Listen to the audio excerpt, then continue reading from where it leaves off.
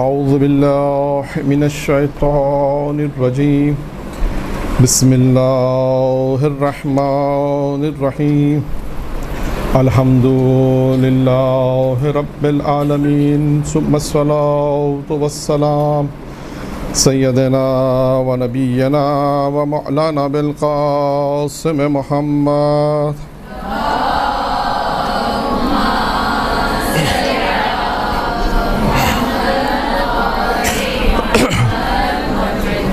وعلى بيته الطيبين الطاهرين المعصومين المنتخبين الميامين أما بعد فقد قال الله تبارك وتعالى في كتابه الكريم بسم الله الرحمن الرحيم يا أيها الذين آمنوا ادخلوا في السلم الكافة ولا تتبعوا خطوات الشيطان إنه لكم عدو مبين.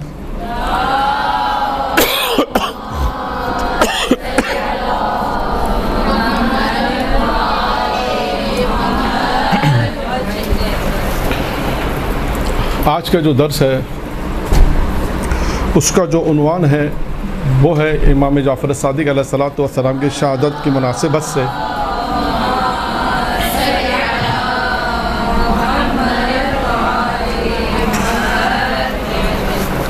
کہ ہم امام کے حوالے سے البتہ سیرت پہ گفتگو نہیں کریں گے، ہم صرف جو گفتگو کریں گے امام کے حوالے سے وہ ان کے اقوال پر گفتگو کہ امام علیہ السلام نے کیا اقوال ارشاد فرمائے ہیں مختلف موضوعات کے اوپر.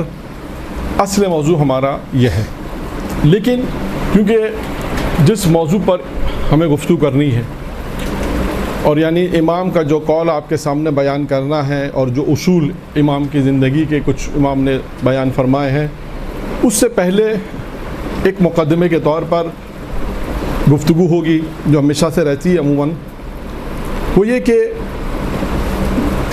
جو اس آیت کی میں نے تلاوت کا آپ کے سامنے شرف حاصل کیا، سورہ بقرہ کی آیت نمبر 208 ہے کہ جس میں پروردگار عالم یہ ارشاد فرما رہا ہے کہ یا ایھا الذین آمنو، اے ایمان لانے والو، یعنی یہاں پر مخاطب ایمان لانے والے ہیں. یا ایھا الذین آمنو، اے ایمان لانے والو، ادخلوا فی السلم الکافہ، کہ مکمل طور پر داخل ہو جاؤ اسلام میں، مکمل طور پر داخل ہو جاؤ. ولا تتبعوا خطوات الشیطان، اور شیطان کے اتباع نہ کرو، اس کے اقدامات کے اتباع نہ کرو اور اس کے قدم با قدم نہ چلو. کیوں؟ انہ لکم عدو مبین، کیونکہ یہ تمہارا کھلا ہوا دشمن ہے. اب یہاں پر جو گفتگو ہے مقدمے کے طور پر جیسے میں نے عرض کیا، کیونکہ امام کا جو قول ہے وہ اسی ہمارے موضوع سے مربوط ہے، اسی لیے اس آیت کو سرنامہ کلام قرار دیا. اور بھی بہت سی آیات اگر آپ دیکھیں تو شیطان یعنی اس موضوع سے ولا تتبعوا خطوات الشیطان، کہ شیطان کے قدم با قدم نہ چلو، یا شیطان کے اقدامات جو ہیں اس پہ نہ چلو. یعنی ہم یہ دیکھیں قرآن مجید نے البتہ شیطان کے حوالے سے اگر آپ دیکھیں تو گفتگو بہت زیادہ ہے، لیکن کیونکہ ہم یہ دیکھتے ہیں کہ انسان کا سب سے بڑا دشمن کون ہے؟ شیطان ہے، اور سب اس بات کا یقین رکھتے ہیں کہ ہمیں بہکانے والا شیطان ہے. لیکن یہ بات ذہن میں رکھیے گا کہ شیطان سبب فراہم کرتا ہے، جسے ہم کہتے ہیں اسباب فراہم کرتا ہے. انسان جو اختیار کرتا ہے کام کو، اگر خدا نخواستہ اگر غلط کام کو انجام دیا ہے تو وہ انسان نے اپنے اختیار سے انجام دیا. روز قیامت یہ نہیں ہوگا کہ اگر پروردگار نے کہا کہ تم نے اگر غلط کام کیا ہے تو سزا ملے گی، ہم یہ نہیں کہیں گے پروردگار یہ شیطان یہ اس نے ہم کو شیطان ہے، اس کو پکڑ لے، اس کو گرفتار کر، اس نے ہم کو بہکایا تھا. ایسا نہیں ہوگا. یعنی شیطان کیا کام کرتا ہے؟ صرف اسباب فراہم کرتا ہے.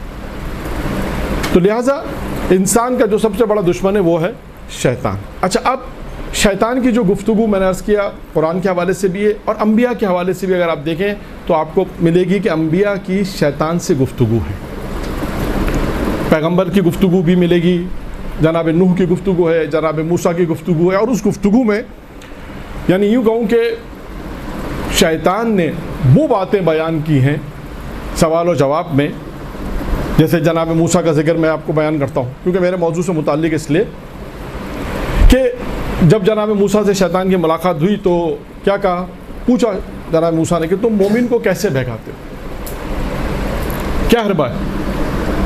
کیونکہ میں نے عرض کیا چھٹے امام سے جو ہماری جو روایت آج نقل کرنی ہے اس میں موضوع یہی ہے کہ وہ کون سے عمل ہیں۔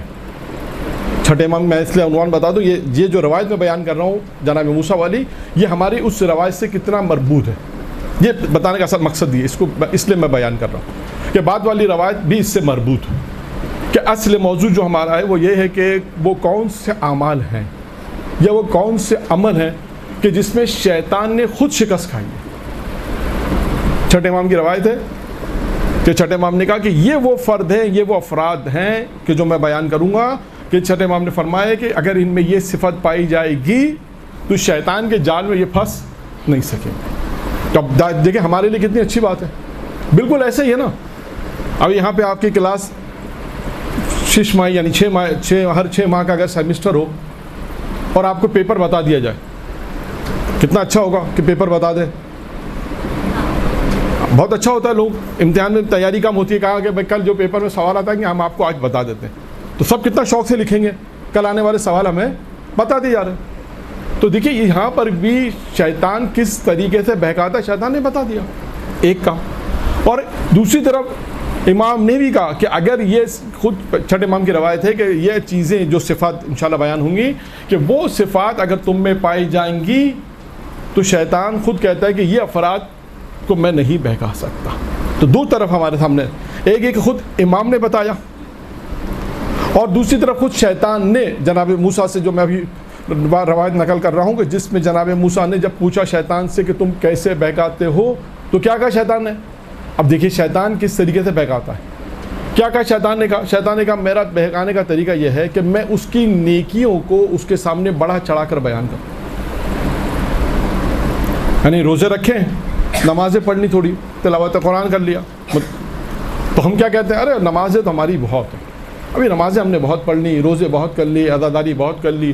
یہ شیطان کا بہکاوا ہے۔ اگر کبھی کوئی انسان یہ خیال کرے کہ میں نے یہ نیکی میں نے اگر انجام دی ہے تو یہ گویا اگر اس کو ظاہر اس طرح کرے کہ بہت عبادت کر لی، ارے اب تو بہت عبادت، ہماری تو بہت عبادت ہے، ہم نے تو اتنے روزے رکھ لیے، اتنی عبادت کی، اتنی زیارت کی، اتنا سب کچھ کر لیا، یہ شیطان کا بہکاوا ہے۔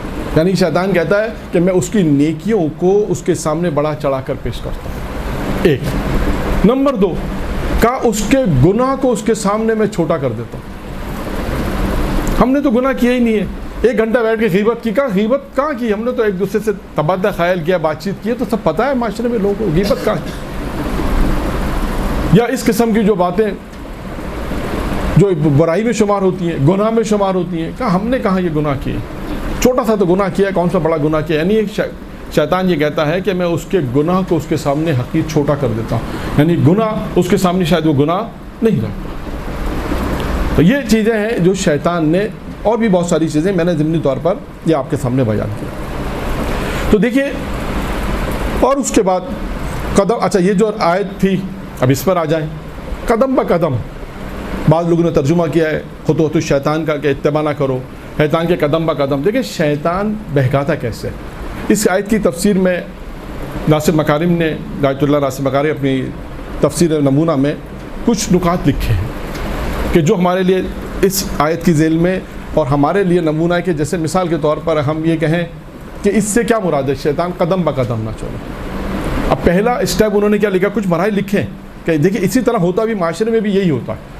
اگر آپ کسی بچے کو یہ کہیں کہ تم برائی کی طرف مت جاؤ تو سب سے پہلے کیسے روکیں گے، سب سے پہلے اسے کیسے روکیں گے، کہیں گے کہ بھائی وہ افراد جو گناہ کرتے ہیں ان سے مت ملو، یعنی اسے ہم کہتے ہیں برے لوگوں کی صحبت سے بچائیں گے۔ انہوں نے بھی پہلا وہی اسٹیپ لکھا کہ برے لوگوں کی صحبت سے، برے لوگوں کی ہم نشینی سے، برے لوگوں کی دوستی سے انسان پہلے اپنے آپ کو بچائے، یہ پہلا اسٹیپ ہے۔ دوسرا اسٹیپ میں بھی انہوں نے لکھا ہے کہ ان کی محفلوں میں انسان شرکت نہ کرے، یعنی ایسی محفلیں ہوتی ہیں جس میں گناہ ہو، انسان ایسی محفلوں میں شریک نہ ہو، یہ دوسرا اسٹیپ بیان کیا۔ تیسرا اسٹیپ بھی ہے کہ ان کے ساتھ گناہ میں شریک نہ ہو، گناہ کے متعلق سوچنا، تیسرا اسٹیپ ہے گناہ کے متعلق انسان سوچے نہ. اور چوتھا اسٹیپ کیا ہے؟ چوتھا اسٹیپ یہ ہے کہ مشکوک اور مشتبہ کام کو انجام نہ دے. جسے پتہ ہے کہ شک کرے، معلوم نہیں کہ حلال ہے یا حرام. ایسے کام جسے انسان کو معلوم ہے علم نہیں ہو، انسان اس سے پرہیز کرے. پھر اس کے بعد انہوں نے پانچواں لکھا ہے کہ انسان جب یہ دیکھیں ہوتا کیا ہے کہ انسان آہستہ ایسی یہ چار چیزیں کو اگر ہم دیکھیں یہ مقدمہ بنتی ہیں. مقدمہ کیا بنتی ہے؟ انسان پھر گناہ صغیرہ چھوٹے گناہ کرتا ہے. اگر ہم نے ان افراد کی محفل میں جانے سے نہیں روکا، لوگوں کو، بچوں کو نہیں روکا، تو کیا نتیجہ ہوگا؟ بچے جب اس محفلوں میں جائیں گے، ایسے لوگوں سے دوست ہوں گے کہ جو برے ہیں، تو نتیجہ کیا ہوگا کہ وہ بھی آہستہ آہستہ گناہ صغیرہ پہلے انجام دیں گے. اور پھر آخر میں لکھتے ہیں کہ اینڈ کیا ہوگا کہ وہ گناہ کبیرہ بھی انجام دیتے ہیں، بدترین گناہ کو انجام دیں گے. تو دیکھیے یہ اسٹیپ بائی اسٹیپ ہے کہ انسان اپنے آپ کو اور دوسروں کو جس طرح ہے کہ شیطان کے قدم بقدم نہ چلو، انسان اس طرح اپنی زندگی گزارے کہ پہلا یہ دیکھے کہ جو کہا گیا ہے کہ شیطان کے اقدامات، شیطان جو میں نے عرض کیا کہ یہی اسباب ہے. آپ کو ممکن ہے کوئی سوال کیا اسباب سے کیا مراد ہے؟ جو میں نے ایک جملہ کہا شروع میں کہ شیطان گناہ نہیں کراتا، وہ اسباب فراہم کرتا ہے. یہی اسباب ہے. ایسی محفلیں ہو رہی ہیں، ایسے دوست ہیں، ایسے کام ہو رہے ہیں ایسے کام ہو رہے ہیں، ہم اس میں جا کے بیٹھ جائیں، ہم اس میں شریک ہو جائیں، ان کے ساتھ شریک ہو جائیں. تو یہ ساری وہ اسباب وہی ہیں کہ جو میں نے شروع میں آپ کے سامنے بیان کیے. اچھا اب آتے ہیں، دیکھیے یعنی ہمارا مقدمہ کیا ہے کہ ہم شیطان کے قدم بقدم نہ چلیں. شیطان کے ساتھ جو اقدام شیطان کرتا ہے ہم اس کے اقدامات کو قبول نہ کریں، اس کے ساتھ نہ جائیں، کیونکہ وہ ہمارا کھلا دشمن ہے. اور اب دیکھیں خود قرآن نے شیطان کی بات کو کوٹ کیا، جو میں نے عرض کیا کہ شیطان انسان کا سب سے بڑا دشمن ہے. اور وہ شیطان جو انسان کو وقت معلوم تک بہکائے گا. جو اسے مہلت لی ہے نہیں لی، کب تک کی مہلت لی ہے؟ وقت معلوم، یعنی قیامت تک کی مہلت لی کہ جب تک تیرے بندے ہیں جب تک میں بہکاؤں گا. اب پروردگار عالم نے بھی وقت معلوم تک کی ہدایت کا سلسلہ رکھا ہے. لیکن دیکھیں شیطان نے شکست کہاں کھائی، کہاں پر کھائی؟ خود کو شیطان کا قول جیسے کوٹ کیا قرآن نے سورہ سوات میں، قال فبعزتک لأغوینہم اجمعین، میں تیرے تمام کے تمام بندوں کو گمراہ کروں گا. اغوا یعنی گمراہ کے معنی کی اغوا کر لوں گا، گمراہ کروں گا. الا عبادک من المخلصین، لیکن تیرے وہ بندے جنہیں اخلاص دیا گیا ہے، تیرے وہ بندے جنہوں نے خلوص اختیار کیا ہے، وہ تیرے بندے جو ہیں وہ انہیں میں گمراہ نہیں کر سکتا. یعنی شیطان نے شکست کہاں پہ کھائی ہے؟ اخلاص پر. تو اب یہ دیکھیں یہ اس لیے میں نے اس کو نقل کیا آپ کے سامنے کہ کیونکہ وہاں جو روایت بیان کرنی ہے وہ اس سے تمام چیزیں ایک دوسرے سے مربوط ہیں کہ اخلاص اب کتنا اہم ترین چیز ہے انسانی زندگی کے عمل میں. اور بہت مشکل کام ہے کہ نماز ہم پڑھیں، روزہ ہم رکھیں اور تعریف بھی نہ ہو. یا اس کی مثال میں یوں دوں، جیسے مسجد آپ نے بنائی، ایک آئے کا واقعہ چلے میں سنا دیتا ہوں. ہوتا کیا کہ انسان جب کوئی نیک کام کرنا چاہتا ہے نا تو تعریف کا منتظر ہوتا ہے. جب کوئی نیک کام کرنا چاہے گا تو چاہے گا کہ لوگ میری تعریف کریں. تین دوست تھے علی، ابراہیم اور موسیٰ. تینوں نے مل کر ایک مسجد بنائی. اور مسجد جب بنا لی تو اس کے بعد دوسرا اہم کام کیا ہوتا ہے مسجد بنانے کے بعد؟ ایک امام جماعت کو لے کر آئے کہ نماز پڑھائے. اب امام جماعت جو آئے انہوں نے نماز پڑھانا شروع کی. وہ جو نماز میں اس امام جماعت جو تھے ان کا ایک طریقہ کار تھا، وہ یہ تھا کہ وہ سورہ حمد کے بعد سورہ اعلیٰ پڑھتے تھے. اور سورہ اعلیٰ کے آخر میں کیا ہے؟ صوف ابراہیم و موسیٰ. اور یہ علی شخص کھڑا ہوا نماز میں، یہ کہہ رہا ہے موسیٰ کا نام لے رہے ہیں، ابراہیم کا نام لے رہے ہیں، علی میرا نام تو لے ہی نہیں رہے. مسجد تو ہم تینوں نے بنائی ہے، مولانا صاحب جو ہیں وہ نام دو کا لے رہے ہیں، میرا نہیں لے رہے. اب یہ بڑے پریشان ہوئے، مولانا صاحب کے پاس گئے کہیں گے کہ قبلہ آپ کی قرات بڑی زبردست قرات ہے، ماشاءاللہ قبلہ بڑی زبردست قرات ہے، لیکن آپ کے علم ہے نا کہ مسجد ہم تینوں نے بنائی ہے. مولانا میرے علم ہے مسجد آپ تینوں نے بنائی ہے، میرے علم ہے، آپ بے فکر ہو جائیں، میرے علم میں ہے. اچھا ٹھیک ہے. دوسرے دن پھر مولانا نے جماعت پڑھائی، پھر سورہ حمد پڑھا، پھر سورہ اعلیٰ پڑھا. سورہ اعلیٰ میں وہی ہے آخر میں صوف ابراہیم و موسیٰ.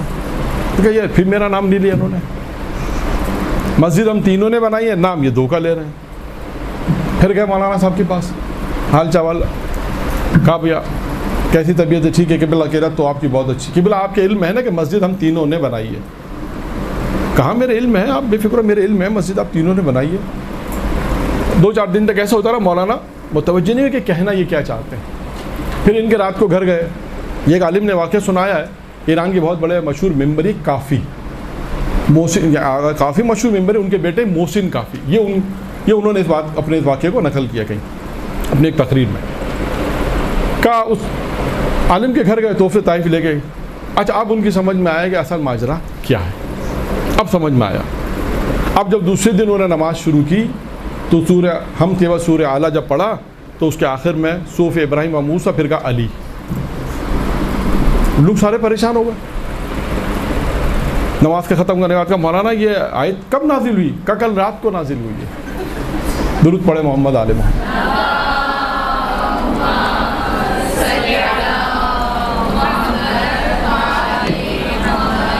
تو یہ ہوتا کہ جب انسان کو نیک کام کرنا، بالخصوص ایسا نیک کام ہو، مسجد بنائی، امام بارگاہ بنائے، حسینیہ بنائے جسے کہتے ہیں نا، بہت سے ایسے کام، لیکن توقع ہوتی ہے کہ یار لوگ ہماری تعریف کریں. لیکن جو لوگ اللہ کے لیے کام کرتے ہیں، جن کے بعد اخلاص ہوتا ہے، خلوص ہوتا ہے، وہ نہیں ہوتے، وہ تعریف کے محتاج نہیں ہوتے. کہتے ہیں جب اللہ کے لیے کیا ہے، اللہ کو پتہ ہے. وہ ہارون کا مشہور واقعہ آپ نے سنا ہوگا کئی مرتبہ، میں اسے بیان نہیں کر رہا کیونکہ مجھے 2 واقعات اور بیان کرنا ہے. دیکھیں اخلاص کسے کہتے ہیں. اخلاص بہت مشکل ہے، یہ ذہن میں رکھیے گا. اتنا آسان نہیں ہے جتنا اہل ممبر نے بھی بیان کیا ہے. خود قرآن مجید میں دیکھیں آیات اخلاص کے اوپر بہت ہیں، احادیث معصومین، یعنی اتنا مشکل ہے کہ آپ اس بات سے اندازہ کریں کہ ایک عالم دین، یہ کتاب میں بھی ایک واقعہ لکھا ہے کہ ایک عالم دین کو ایک مجلس پڑھنی تھی. پہنچے مسجد میں، وہ نماز جماعت ہو رہی تھی، نماز کے بعد عالم کو مجلس پڑھنی تھی. تو جس عالم کو مجلس پڑھنی تھی انہوں نے اس عالم سے کہا جو نماز پڑھا رہے تھے، ان سے کہا حضور نماز آپ نے جب مکمل ہو گئی، نماز پڑھا لی، اب آپ جائیے. کہ حضور آپ مجلس پڑھیں گے، ہم سنیں گے، استفادہ ہوگا آپ کی، پڑھیں گے. کہا نہیں آپ جائیے. بہت زیادہ اصرار کیا اور انہیں اپنی مجلس میں بیٹھنے نہیں دیا. بہت زیادہ اصرار کے بعد ان کا ٹھیک ہے چلے گئے. اور اس کے بعد جب ان کی ملاقات ہوئی 2-4 دن کے بعد تو انہوں نے ان سے شکوہ کیا. کہنے لگے حضور آپ نے اس دن اپنی مجلس میں ہمیں بیٹھنے دی. اس سے کہا یہ کام میں نے جان بوجھ کے کیا تھا، ایسے نہیں اتفاقا نہیں کیا تھا کام. میں نے کہا جان بوجھ کے کام کیا تھا. کہا کیوں؟ کہا اس لیے یہ کام جان بوجھ کے کیا تھا کہ جب میں مجلس پڑھتا اور آپ بیٹھے ہوتے تو میری ساری توجہ کیا ہوتی عوام کی طرف، کہ میں یہ ثابت کرتا میں آپ سے اچھا مولوی، میں یہی ثابت کرتا لوگوں کے لیے کہ میں ان سے اچھا خطیب ہوں. تو کبھی میرا خدا کہاں جاتا؟ میں تو خدا کے لیے پڑھنا چاہتا تھا. کہا آپ میرے اور خدا کے درمیان میں حائل ہو رہے تھے، اس لیے میں نے آپ کو بھیج دیا. دیکھیے یہ ہے اخلاص. انسان اپنے عمل کا اتنا خیال کرتا ہے کہ انسان اللہ کے لیے جب پڑھ رہا ہے تو یہ دیکھ رہا ہے کہ کون سی ایسی چیزیں جو میرے اور اللہ کے درمیان میں اگر حائل ہو رہی ہے تو اسے میں دور کر دوں. یہ اخلاص. اور اس کے بعد کہ انسان اپنے عمل میں جب اخلاص پیدا کرتا ہے، دیکھیں یہ اخلاص کیوں ہے، یعنی عمل میں اخلاص یہ وہ چیز ہے جو شیطان کی شکست کا پہلا ہے، پہلی چیز ہے جسے شیطان شکست کھا رہا ہے. کہ اگر تیرے وہ بندے جن کے پاس اخلاص ہے، وہ میرے اس پہ میں ان کو نہیں بہکا سکتا، ان کو گمراہ نہیں کر سکتا، اٹھاؤں گا سب کو، اغوا سب کو کروں گا اجمعین. دیکھیں جن آپ دیکھیں یہ اخلاص کیسے حاصل کرنا، یہ مہم ہے. کہ کام میں نے عرض کیا بہت سے کام تو انسان دیکھیں نماز عبادت تو خلوص میں ہو انسان پڑھ لیتا ہے، لیکن بہت سے ایسے کام ہیں جو انسان کر رہا ہے لیکن کوئی اگر دوسرے نام سے کر رہا ہے تو لیکن انسان کو کتنا ایسا ہوتا ہے کہ کام میں نے کیا ہے. لیکن انسان جو اللہ کے لیے ہوتا ہے پھر انسان یہ فکر نہیں کرتا کسی کے نام سے بھی ہو، لیکن پروردگار کے یہاں فرشتے تو غلطی نہیں کرتے. تو اب آئیے اخلاص کے اوپر کہ ایک شاعر، بلکہ مشہور شاعر نہیں تھا، کوئی خاص شاعر بھی نہیں تھا، 2-4 شعر لکھ دیے اور امیر المومنین کے ذریعے میں ڈال دیے. دیکھیں یہ بھی آپ نے دیکھا ہوگا، جب بھی پڑھنے والا کوئی ہوتا ہے، چاہے شاعر ہو چاہے مولانا ہو، چاہے مرثیہ خواہ ہو چاہے سلام پڑھنے والا، جب بھی کچھ لکھتا ہے تو اس کو ایسا ہوتا ہے میں کسی کو سناؤں. اور بالخصوص نجف میں ہے اور امیر المومنین کے لکھا ہے، اخلاص سے لکھا ہے، کچھ 4-5 جملے شعر لکھے اور امیر المومنین کے لیے ذریعے میں ڈال دیے کہ مولا یہ میں نے آپ کے لیے لکھے.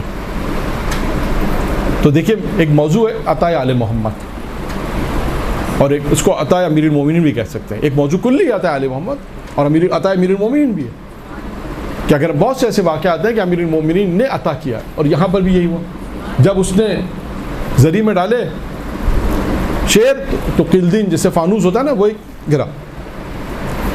اس نے کہا یہ مولا نے مجھے تحفہ دیا ہے. خادم نے کہا نہیں ڈھیلی ہو گئی تھی گر گئی ہے. میں کہا ٹھیک ہے دوبارہ لگا دو.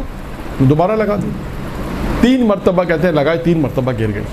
اب خادم بھی پریشان ہو گیا، کیا کریں؟ کہتے ہیں وقت کے زمانے، اس زمانے کے وقت کے جو مرجع و مجتہد ان کے پاس گئے اور کہا کہ یہ ماجرا پیش آیا ہے. تو انہوں نے کہا کہ امیر المومنین نے اس کو ہدیہ کیا.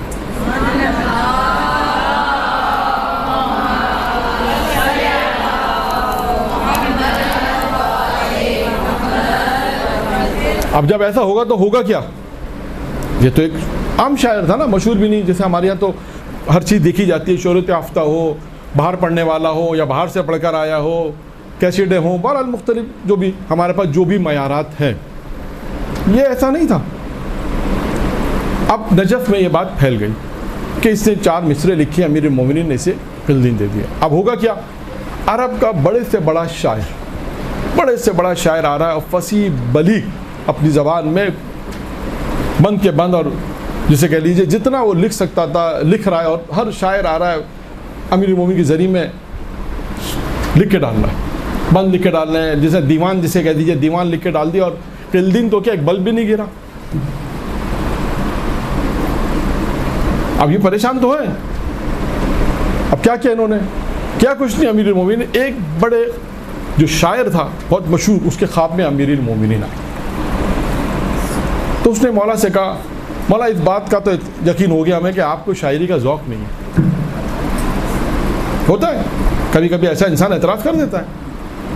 کہا کہ اس نے کیا 2 مصرے لکھ دیے مولا، نہ وہ مشہور شاعر، نہ فصیح، نہ اس کی فصاحت ہے، نہ بلاغت ہے اس کے کلام میں. اس نے کیا 4 مصرے لکھ دیا. ہم ہیں بڑے شاعر ہیں، لکھنے والے ہیں، دیوان لکھا ہم نے. مولا اتنا تو علم ہو گیا کہ آپ کو شاعری کا ذوق نہیں ہے. امیر المومنین ایک جملہ تھا، وہ جملہ ہے اصل جملہ.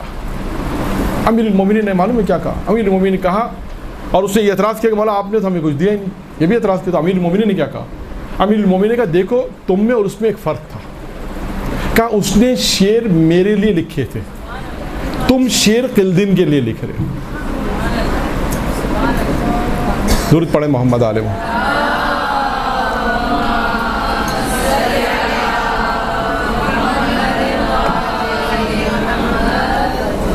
یہ اخلاص ہے، اسے کہتے ہیں خلوص. جب یہ سب چیزیں ہیں، اخلاص اس طرح ہوگا تو عطائے آل محمد بھی اور عطائے امیر المومنین بھی. بنی اسرائیل، اور یہ آخری بات، اس کے بعد پھر دوسری روایت. بنی اسرائیل میں ایک عابد تھا، عبادت کرتا تھا، بہت زیادہ عبادت کرتا تھا. اور اس زمانے میں درخت کی پرستش شروع ہوئی. شیطان نے جا کے درخت کی پرستش کسی طرح شروع، لیکن سارے یہ کام شیطان نے آہستہ آہستہ شروع کرائے. لیکن یہ عابد نے کہا میں کام ہونے نہیں دوں گا. عابد کہتے ہیں کلاڑی لے کے نکلا. اچھا ادھر سے شیطان انسانی شکل میں، یہ ذہن میں رہے کہ شیطان کو اس شکل میں نہیں آ گیا ہم فوراً پہچان لیں گے اچھا یہ شیطان ہے. کون پہچانے گا؟ جو اس کی معرفت رکھے گا. معرفت سے مراد کیا ہے؟ جب انسان نیک کام کے لیے چلتا ہے نا تو رکاوٹیں آتی ہیں. جو یہ پہچان لے کہ ہاں یہ رکاوٹیں شیطان کی طرف سے ہیں، یہ کام کیوں نہیں ہو رہا، یہ نیک کام کیوں مجھ سے نہیں ہو رہا، اس کا مطلب ہے کہ شیطان انوالو ہے اس کام میں، چاہتا ہے کہ کام نہ. کیونکہ روایت میں بھی ہے کہ جتنا ہو سکتا ہے انسان جلدی نیک کاموں کو انجام دے دے، کیونکہ شیطان کہتا ہے کہ جتنا یہ دیر کرے گا میں اسے روکوں گا. ادھر سے عابد چلا کلاڑی لے کے, ادھر سے شیطان انسانی شکل میں چلا, اور اس سے شیطان کو نہیں معلوم, یعنی عابد کو نہیں معلوم کہ یہ شیطان ہے. کہا یہ درخت مت کاٹو, کہا نہیں کاٹوں گا. اور دونوں میں جنگ ہوئی, لڑائی ہوئی, اور نتیجہ کیا ہوا؟ نتیجے میں عابد جو تھا وہ شیطان پر غالب آ گیا اور چاہتا ہے کہ اسے مار دے, قتل کر دے. اب شیطان نے, جو بظاہری طور پہ انسان ہے نا, اپنی موت سامنے دیکھی تو کیا کہا, جیسے آج کے اسلام میں کہتے ہیں آفر دی. یہی ہوتا ہے نا, انسان آفر دیتا ہے.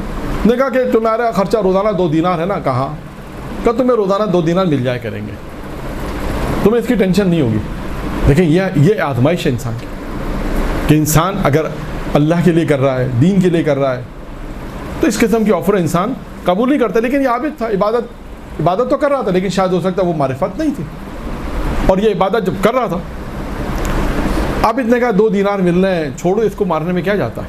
2 دینار جو بڑی زحمت سے ملتے تھے, بغیر زحمت کے مل رہے ہیں, آرام سے مل جائیں گے, زندگی آرام سے بسر ہو رہی ہو جائے گی. اور اس نے شیطان کو چھوڑ دیا. اب اس کے بعد اس کے 2 دینار آرام سے مل رہے تھے, ان کی زندگی بسر ہو رہی تھی. کچھ عرصے تک یہ سلسلہ چلتا رہا. کچھ عرصے بعد شیطان پھر فارم میں آ گیا. آج کے اسلام میں سے بیان کریں گے نا, شیطان اتنی جلدی پیچھا چھوڑنے والا نہیں ہے, یہ ذہن میں رکھیے گا. روایت میں نا, واقعات میں بھی ہے کہ جب روح نکلتی ہے, روح, اس وقت تک شیطان انسان کا پیچھا کرتا ہے,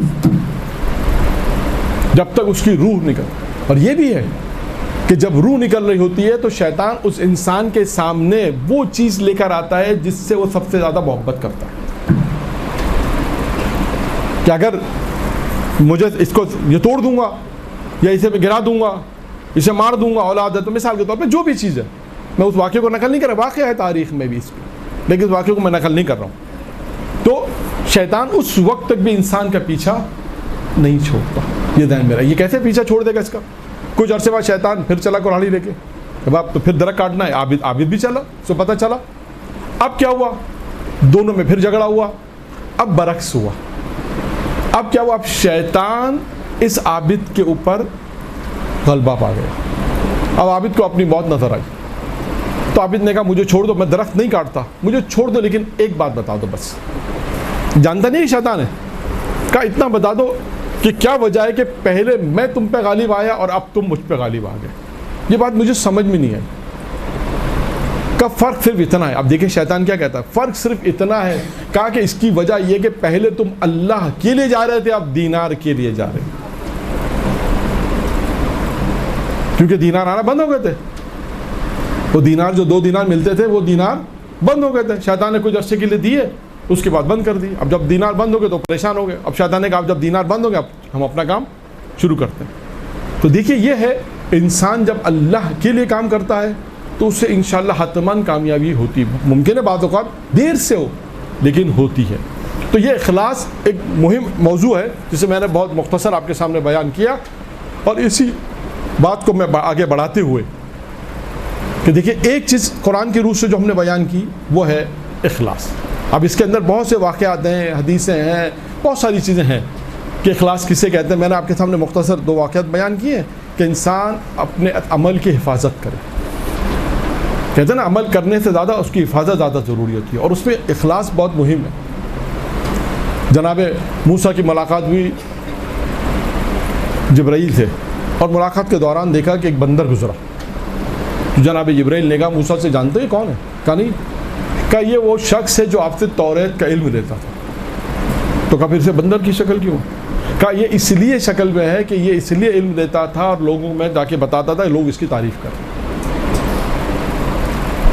آج سب سے اہم مسئلہ ہمارے یہی ہے کہ لوگ تعریف کریں, جس کا اپوزٹ, جو اخلاص کے اپوزٹ کیا چیز آتی ہے؟ ریاکاری آتی ہے. تو خیر وہ موضوع نہیں ہمارا, لیکن یہی ہے کہ اخلاص پہلی چیز ہے قرآن کی روح سے, کہ اخلاص وہ ہے کہ جس پہ شیطان نے شکست کھائی ہے. تو انسان اپنے عمل میں اخلاص کو پیدا کر لے. اب آئیے چھٹے امام جعفر صادق علیہ الصلوۃ والسلام کے وہ روایت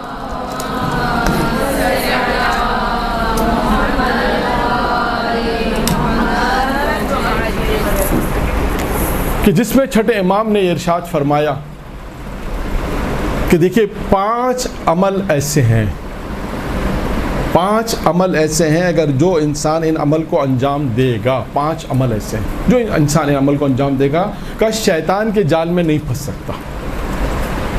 پہلا اخلاص، قرآن کی روح سے ہم نے بیان کیا۔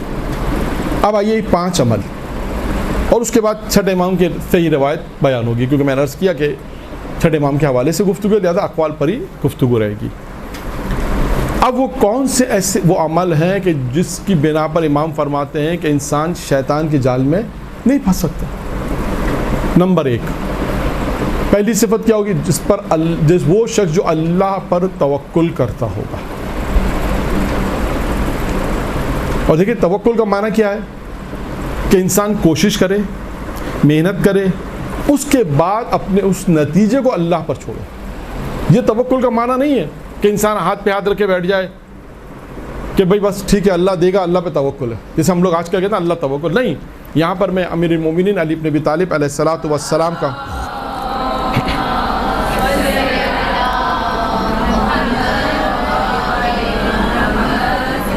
کہ وہ جملہ کہ جس میں امیر المومنین ارشاد فرماتے ہیں کہ توکل کی تعریف کرتے ہوئے توکل کیا ہے کہ جو کچھ تمہارے ہاتھ میں ہے۔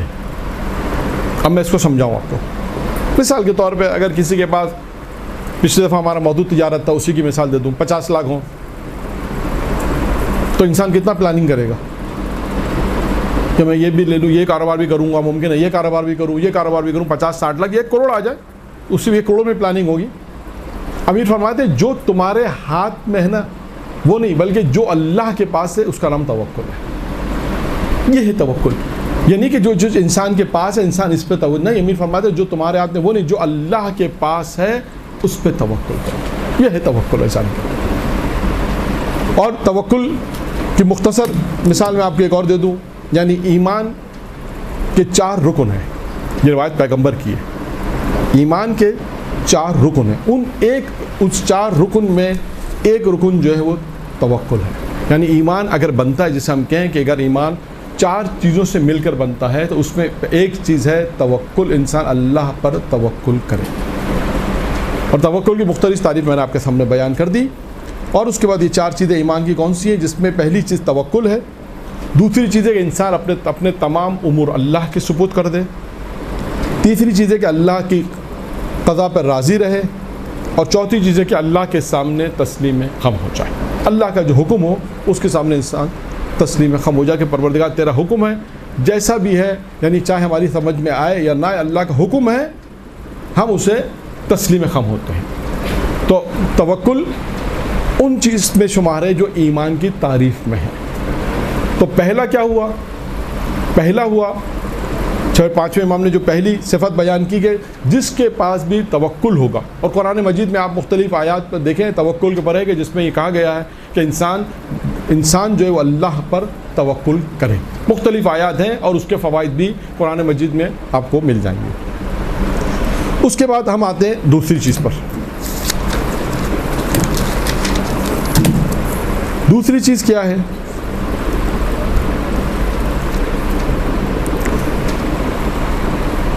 وہ شخص، امام فرماتے ہیں کہ دوسرا کون سا شخص ہے کہ جو شیطان کے جال میں نہیں پھنس سکتا، کہ وہ شخص ہے جو ہر حال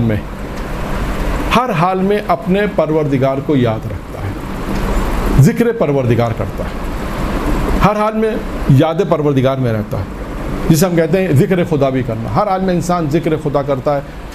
اب دیکھیں ذکر خدا کی بھی تعریف آئی ہے۔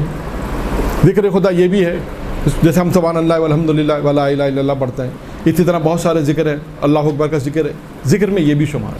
اور خود اچھا، اب جو جتنی چیزیں میں بیان کر رہا ہوں ان تمام چیزوں کو آپ سے موضوع میں نے صرف ہیڈنگ کے عنوان سے بیان کروں گا کیونکہ وقت نہیں ہے، ورنہ آپ ان تمام چیزوں کو دیکھیے گا قرآن مجید میں ان کے متعلق مختلف آیات موجود ہیں، اور ان کے اس آیات میں آپ دیکھیے گا کہ اس میں کہا گیا کہ ان چیزوں کو انجام دو، جیسے ذکر کے متعلق ہے، توکل کے متعلق ہے، اور بھی جو چیزیں آئیں گی اور روایت بھی مختلف ہیں، لہٰذا ہم تو یہاں پر تھوڑا سا آپ کے سامنے بیان کریں گے کہ ذکر کے متعلق جو ہے یہاں پر ہر حال میں۔ اچھا، اب ذکر سے متعلق بعض روایتوں میں یہ بھی آیا ہے کہ ذکر سے متعلق یہ تو ہے کہ انسان تسبیح و تحلیل، اور ذکر سے متعلق یہ بھی ہے کہ وہ تمام چیزیں جو اللہ نے واجبات انسان کو قرار دیں، انسان ان واجبات کی ادائیگی کرے اور حرام سے اپنے آپ کو بچائے۔ یہ بھی ذکر میں آتا ہے۔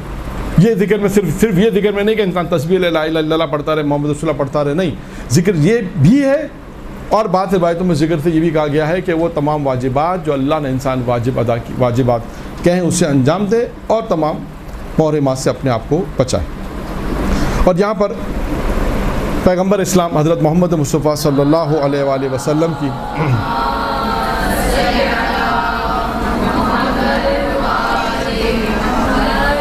جس میں اللہ کے رسول یہ ارشاد فرماتے ہیں دنیا اور آخرت کی خیر کس میں ہے۔ کوئی شخص چاہتا ہے کہ دنیا اور آخرت کی خیر اسے مل جائے تو کیا کام انجام دے؟ سوال ہے، آپ کسی سے بھی سوال پوچھیں، کسی سے بھی یہ پوچھیں کہ دنیا اور آخرت میں خیر چاہتے ہو یا نہیں چاہتے، وہ کیا کہے گا؟ چاہتا۔ پھر سوال ہے وہ اس کو کس طرح ملے گی؟ ایک سوال ہے وہ کون سے کاموں کو انجام دے کہ اسے دنیا اور آخرت کی خیر مل جائے؟ پیغمبر فرماتے ہیں نمبر 1، ایسی زبان ملے جو ذکر خدا کرے، ایسی زبان ملے جو ذکر خدا کرے۔ اب یہاں پر میں روکتا ہوں اس روایت کو اور جناب عیسیٰ کے زمانے کا ایک قصہ میرے ذہن میں آیا، وہ بیان کرتا ہوں۔ جناب عیسیٰ نے پروردگار سے کہا خدا بندہ مجھے اپنے محبوب بندے سے ملا۔ جناب عیسیٰ نے سوال کیا تو پروردگار عالم نے کہا کہ فلاں مقام پر جاؤ تمہیں ہمارا محبوب بندہ مل جائے گا۔ اب دیکھیے خدا نے کہاں بھیجا۔ جب جناب عیسیٰ پہنچے کیا دیکھا کہ خاتون، ایک عورت ہے، دیکھ نہیں سکتی ہے، چل پھر نہیں سکتی ہے، اس کے بعد بھی کہتی پروردگارہ تیرا شکر ہے، خدا کا شکر ادا کر رہی ہے۔ چل پھر نہیں سکتی ہے، دیکھ نہیں سکتی ہے، پیر بھی معذور ہے، ہاتھ سے بھی معذور ہے۔ اب جب اس نے سلام کیا تو اس خاتون نے جواب، جناب عیسیٰ نے سلام کیا تو خاتون نے کہا علیہ السلام یا روح اللہ۔ تو کہا کہ جناب عیسیٰ نے کہا کہ تجھے کیسے معلوم، تو دیکھ ہی نہیں سکتی کہ میں نبی خدا ہوں؟ تو جملہ سنے کیا کہا، اس نے کہا جو خدا آپ کو میرے پاس بھیج سکتا ہے وہ خدا مجھے بتا نہیں سکتا کہ آنے والا کون ہے؟ دیکھیے یہ بھی ایسے بھی واقعات ہیں۔ اور اس نے اب جب وہ پروردگار کا ذکر کر رہی ہے، پروردگار کا شکر کر رہی ہے، تسبیح تحلیل کر رہی ہے، تو جناب عیسیٰ نے یہ کہا کہ تیرے پاس ہے کیا جو تو شکر کر رہی ہے؟ اگر آج انسان اپنے ماحول میں سوچے، ذرا سی چوٹ لگ جائے، ذرا سی مشکلات آ جائے، البتہ بہت مشکل ہے، انسان بہرحال تحمل کر سکتا ہے۔ تاریخ میں بہت سے واقعات ہیں کہ کتنا نعوذ باللہ اللہ پر ہو سکتا ہے انسان غصے ہو جائے اور نہ جانے کیا کیا کہے۔ جناب عیسیٰ نے کہا اس سے کہ تو دیکھ نہیں سکتی، تو چل نہیں سکتی، تیرے ہاتھ پیر کام نہیں کر سکتے، اور تو اس کے بعد کہہ رہی ذکر پروردگار کر رہی ہے، پروردگار تیرا شکر ہے، تو شکر کس چیز پہ کر رہی ہے؟ اب اس نے کیا کہا؟ اس نے کہا پروردگار کا میں شکر اس بات پہ کرتی ہوں کہ پروردگار عالم نے مجھے بہترین زبان دی جس سے میں اس کا ذکر کروں، اس خدا کا ذکر کروں، اس زبان عطا کی ہے جس سے میں خدا کا ذکر کرتی ہوں۔ پھر کہا خدا کا میں شکر ادا اس بات پہ کرتی ہوں کہ اس نے مجھے وہ قلب دیا، یعنی وہ دل دیا جس میں اس کی معرفت ہے، اور وہ بدن دیا کہ جو میں اس کی مصیبتوں پہ صبر کرتی ہوں۔ لیکن شکر کس چیز پہ ہو رہا ہے؟ 3 چیزوں پہ، کہ یہ ساری چیزیں بھی پیغمبر نے بیان کی۔ پیغمبر نے کہا دنیا اور آخرت کی خوبی چاہیے، ہر شخص چاہتا دنیا میں کامیاب ہو، ہر شخص چاہتا آخرت میں کامیاب ہو، تو کیا کام کریں؟ نمبر 1 پیغمبر نے فرمایا ذکر کرنے والی زبان ہو، ذکر کرنے والی زبان، شکر کرنے والا دل ہو۔ دیکھیں قلب اور دل کی بات کچھ اور ہوتی ہے، معرفت پروردگار کی معرفت، اسے دل معرفت ہوتی ہے۔ اور معرفت سے بات یاد آئی، یہ قصہ بھی میں بیان کرتا چلوں، یہ بھی خاتون کا ہی ہے۔ قوم کا ایک شہر ہے، اور پرانے زمانے کا چھوٹا سا قوم تھا اس زمانے کا، بعض اہل معمر نے اس واقعے کو لکھا ہے اور پڑھا بھی ہے۔ دیکھیں معرفت کسے کہتے ہیں، قلب کی بات آئی تو یہ بھی بات سناتا جاؤں کہ وہ خاتون آئی حرم میں. حرم میں آنے کے بعد دیکھا ایک عالم سے کہا کہ ایک مجلس پڑھنی ہے. عالم نے کہا ٹھیک ہے, وعدہ لے لیا کہ فلاں مقام پہ آپ آ جائے گا. کہ آ جائیں گے. چھوٹا تھا قوم میں اس زمانے کا, بہت مختصر, ذہن میں رکھیے گا. عالم پہنچ گئے فلاں مقام پر. جب پہنچے دیکھا کہ اذا خانہ ہے, سننے والا کوئی نہیں. جیسا میں نے شروع میں کہا نا ابھی شعر کے موقع پر کہ پڑھنے والے کے لیے سب سے بڑا مسئلہ ہوتا ہے کہ کوئی سننے والا ضرور ہو. اور یہاں خاتون نے کہہ دیا کہ آپ نے پڑھنا ہے, میں نے سننا, کہ اور نہیں آئے گا, آ جائیے. کتنا مشکل ہے. بالآخر آئے تھے, مجلس پڑھی. پڑھنے کے بعد اس خاتون نے اگلے سال کی مجلس کا وعدہ بھی لے لیا. اس سال تو مجھے پتا تھا کہ یہاں کوئی, اس سال تو مجھے معلوم تھا کہ پتہ نہیں کون ہوگا یا کون نہیں ہوگا. اب جب میں وعدہ لے رہا ہوں تو مجھے یہ تو کنفرم ہے کہ کوئی نہیں آئے گا, اور وعدہ لے لیا. وعدہ لینے کے بعد جب اگلا سال آیا تو عالم کو تو یاد تھا, کیونکہ دیکھیں اس قسم کی مجالس کون سی مجالس یاد ہوتی ہے, ہمیشہ یاد رکھیے گا, یا جس میں بہت زیادہ مجمع ہو جائے آدمی بھول جاتا ہے. تو انسان کو یاد رہتا ہے کہ وہ مجمع تھا, اتنا مجمع تھا میں بھول گیا. تہران کا ایک مشہور ممبری جسے کہتے ہیں مجلس پڑھنے والے, کہنے لگا بسم اللہ الرحیم. 3 دفعہ کہا بسم اللہ الرحیم. کہا بسم اللہ اتنا چھوٹا کیوں ہو گیا؟ پتہ چلا مجمع کی وجہ سے اتنا ٹینشن تھا کہ بسم اللہ آدمی بھول گیا. یہ ہوتا ہے, یا وہ مجلسیں یاد رہتی ہیں جس میں مجمع بہت ہو, یا وہ مجلسیں یاد رہتی ہیں جس میں کوئی بھی نہ ہو. تو یہ مجلس انہیں یاد تھی اس لیے کہ کوئی تھا ہی نہیں. جب آیا وقت آنے کے بعد انہیں کہا کہ اب میں ایک خاتون کے لیے مجلس پڑھنے جاؤں. سو گئے, نہیں گئے. کہتے ہیں خواب میں کوئی معصوم آئے اور آ کے کہنے لگا اچھا اب اتنے بڑے ہو گئے ہو کہ ہمارا ذکر بھی نہیں کرو گے. فوراً اٹھے, اٹھنے کے بعد فوراً اس مقام پر پہنچے جہاں پر وعدہ لیا تھا. فوراً مقام پہ پہنچے تو خاتون نے دیکھ کر کہا کہ ڈانٹ پڑی تو آئے ہو. دیکھیں یہ ہے معرفت جو میں نے عرض کیا نا, اسے کہتے ہیں معرفت. یہ ہے جو ہے نا, قلب ہمیں ایسا ملے, زبان ہمیں ایسی ملے, دل ہمیں ایسا ملے. دنیا اور آخرت کی معرفت جو آتی ہے وہ اسی طرح آتی ہے. پیغمبر فرماتے ہیں دنیا اور آخرت میں اگر کسی کو خیر چاہیے تو وہ 3 چیزیں میں نے اس کو بیان کی, اور چوتھی چیز بھی ہے. 3 چیزیں کیا بیان کی؟ پہلی چیز بیان کی ایسی زبان ہو جو ذکر کرنے والی ہو, ایسا دل ہو جو شکر کرنے والا ہو, ایسا بدن ہو جو صبر کرنے والا. جو جناب عیسیٰ کو خاتون نے کہا کہ اللہ نے مجھے ایسا بدن دیا, پیغمبر نے وہ 3 چیزیں بیان کی, اور چوتھی چیز کا نیک بیوی. یہ 4 چیزیں ایسی ہیں پیغمبر فرماتے ہیں دنیا اور آخرت میں انسان کی کامیابی کا سبب ہے. درود پڑھیں محمد و آل محمد.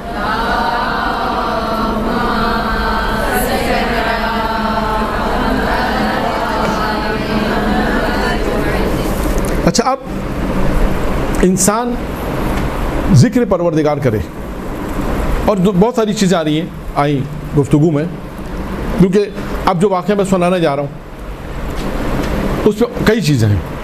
یہ بھی جناب موسیٰ کے زمانے کا. دیکھیں ذکر کا فائدہ کیا ہے. ممکن ہے کوئی سوال کرے, بہت سی چیزیں ہوتی ہیں انسان کے ذہن میں سوال آتی ہے اگر ہم اتنا کچھ کریں تو ہمیں ملے گا کیا, وہ بیان کر. جناب موسیٰ ایک مقام سے گزر رہے تھے, دیکھا ایک چرواہا بکری چرانے والا بیٹھا ہوا. دیکھا جناب موسیٰ نے اس سے کہا کہ پانی مل جائے. اس نے کہا بیٹھیے نبی خدا بیٹھیے.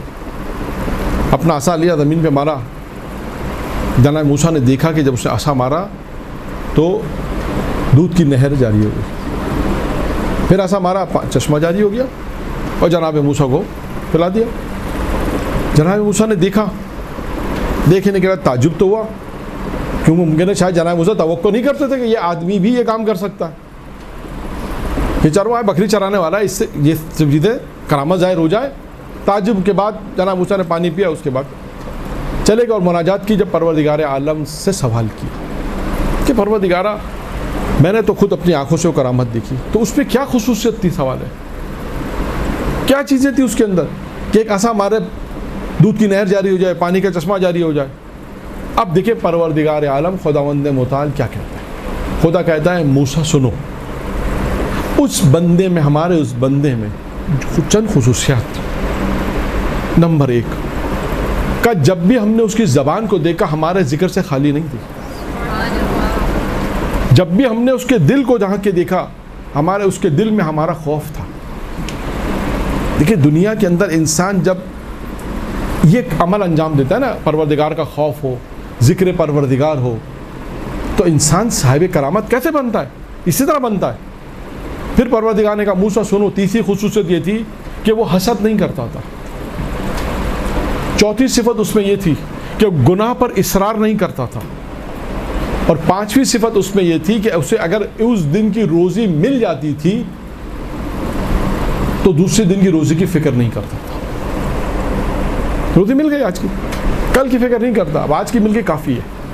تو دیکھیں یہ 5 صفت خداوند متعال نے بیان کی کہ موسیٰ اس میں یہ 5 صفتیں تھیں جس کی بنا پر تم نے دیکھا کہ اس نے اس ایک عصا کے ذریعے سے پانی کا چشمہ جاری کر دیا. تو یہ انسان صاحب کرامت دنیا میں ہوتا ہے. وہی ساری چیزیں ہیں جو مسلسل میں نے بیان کی کہ انسان ذکر پروردگار کرے, اس کا بھی ذکر کا بھی تعریف بیان کر دی کہ انسان گناہوں سے بھی اپنے آپ کو بچائے, واجبات کی بھی انسان دے. اور اس کے بعد ذکر بھی یہ بھی ہے تسبیح. اس کے بعد پھر ذکر کے فوائد بیان کیے گئے اور پیغمبر اسلام نے درود پڑھے محمد علیہ.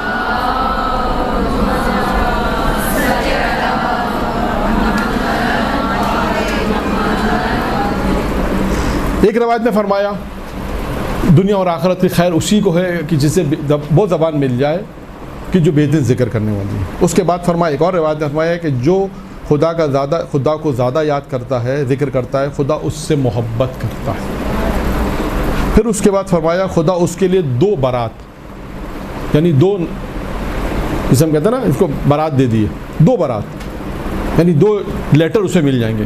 ایک کہاں کے لیٹر ملیں گے, کہاں کے کا اسے ایک لیٹر مل جائے گا آتش جہنم سے گئی ہے, آتش جہنم سے بری ہے, 2 برات کے لیٹر. اور دوسرا لیٹر جو اسے ملے گا وہ نفاق سے دوری کا ہے.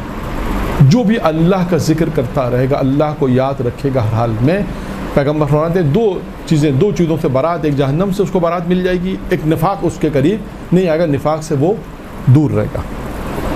اب وقت کم ہے لہٰذا میں دیگر چیزیں بیان کرتا ہوں.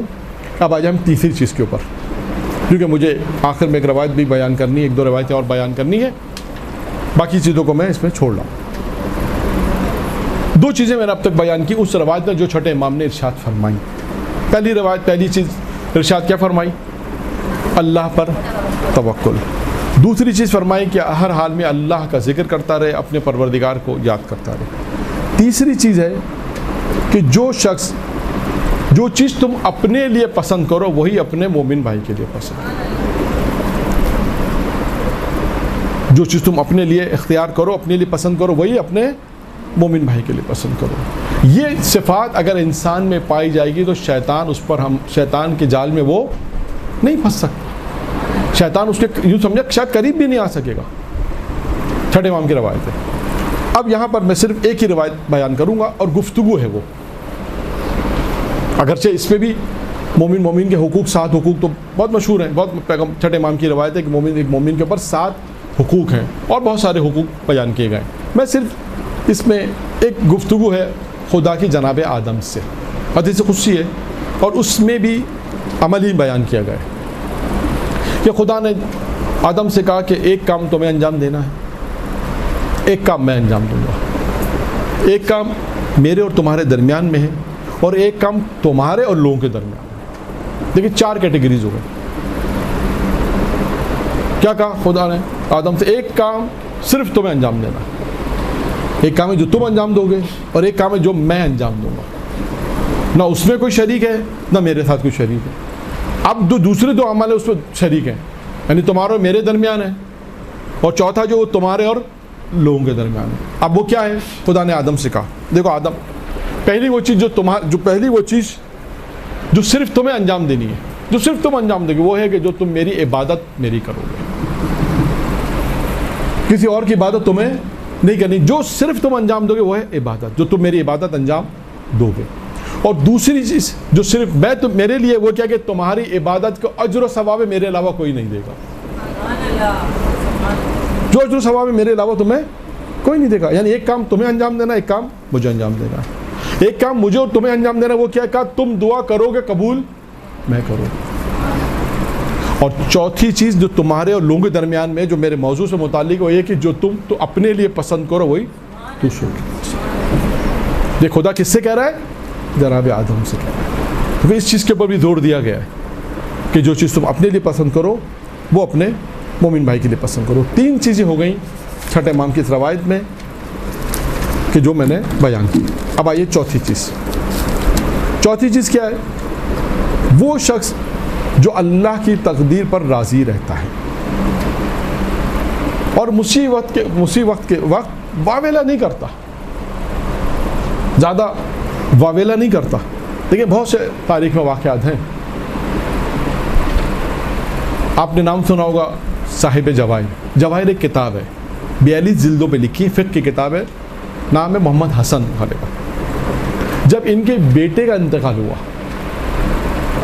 دیکھیے اپنے وقت کو بھی بچایا اور واویلا نہیں کیا، جیسے ہے نا کہ اللہ کی رضا پہ راضی. بیٹے کا انتقال ہوا تو کہتے ہیں اپنے بیٹے کی میت پر. اب دیکھیں جب میت رکھی جاتی ہے تو لوگوں کو انتظار ہوتا ہے کہ لوگ آ رہے ہیں، تو یہ تو وقت لگتا ہے نا کہ بھائی مثال کے طور پہ دوپہر میں انتقال ہوا تو اب میت جو ہے وہ شام میں ہے، نماز جنازہ شام میں، تو کیا ہوگا کہ شام تک آپ کو انتظار کرنا. یہی ہوتا ہے، لوگ آ رہے ہوتے ہیں، ملاقات تعزیت کر رہے ہوتے ہیں، مل رہے ہوتے ہیں. کہتے ہیں کہ ان کے بیٹے کا جب انتقال ہوا تو انہوں نے اس وقت کو بھی غنیمت سمجھا، واویلا نہیں کہ اللہ کی اس رضا پہ راضی رہے، اور اپنی جو کتاب لکھ رہے تھے اپنے بیٹے کی میت پہ بھی وہ کتاب لکھتے رہے. لیکن سے کہتا ہے اللہ کے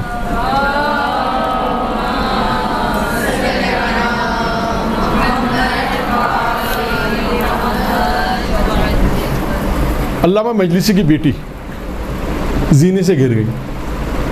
اب دیکھیں اتفاق کی بات ہے، آج سارے واقعات خواتین کے آ رہے ہیں، ساری مثالیں، تیسری مثالیں خواتین کی کہ تاریخ میں اس سے اندازہ ہوا. آپ دیکھیے تاریخ میں کس قسم کی خواتین گزری ہیں کہ جب زینے سے گری، جب چوٹ لگی تو کوئی واویلا نہیں، شور نہیں، ہنگامہ نہیں. تو پوچھا کسی نے کہ کیا آپ کو کیا تکلیف نہیں ہو رہی؟ کہا تکلیف تو ہو رہی ہے. تو کہا پھر آپ اتنا شور کیوں نہیں مچا رہی، اتنا واویلا کیوں نہیں کریں؟ کہا اگر میں اس شور مچاؤں گی تو کہا پروردگار جو مجھے اس چیز پر جو ثواب دے رہا ہے وہ مجھے ثواب نہیں دے گا. دیکھیں یہ انسان کے جو مشکلات آتی ہیں نا، یہ تحمل، یہ وہی چیز ہے پریشانی. انسان پروردگار کے یہ بہت اہم چیزیں انسانی زندگی میں، اللہ کی رضا پہ راضی، جیسا خدا تو چاہو. جناب ایوب کے واقعات ہیں، جناب انبیاء کے واقعات ہیں، مختلف انبیاء کے واقعات ہیں. پروردگار جیسی تیری رضا، جیسا تو چاہتا ہے ویسا. خود امیر المومنین کی مناجات میں ہے نا، پروردگارا جیسا تو چاہتا ہے ویسا تو مجھے بنا دے. تو دیکھیں یہ ایک چیز ہے کہ انسان اللہ کی رضا پر راضی رہے. یہ چوتھی چیز ہے. اور یعنی اللہ کی رضا سے مراد ہے اگر کوئی پریشانی آئی ہے مصیبت کے وقت تو انسان واویلا نہ کرے. پانچویں اور آخری چیز، اللہ کی تقسیم پر راضی رہنا.